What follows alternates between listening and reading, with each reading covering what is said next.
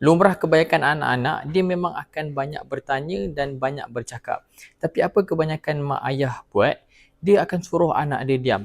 Sebab apa? Mungkin kadang-kadang dia serabut, dia penat. Patutnya tanggungjawab tu adalah diberikan kepada mereka. Instead, diorang serahkan tanggungjawab ni dekat sekolah. Tapi sebenarnya didikan yang terbaik adalah di rumah daripada mak ayah sendiri.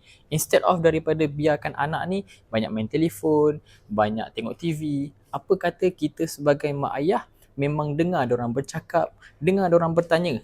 Sebab bila kita biarkan diorang ni ada sifat curiosity tu, otak diorang akan berkembang.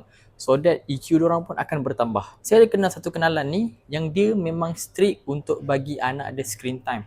Instead of bagi screen time, dia akan biar anak dia fikir macam mana nak main masak-masak ataupun buat something daripada tanah liat.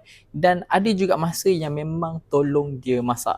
Apa yang saya nampak, anak dia ni ada satu EQ yang tinggi yang biasanya tak ada dekat budak-budak dalam umur dia tu.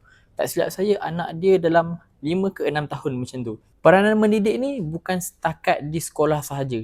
Cikgu akan bantu, tapi didikan yang lagi bagus adalah daripada rumah tu sendiri. Saya ada share tips-tips untuk mudahkan parent. Link di bio.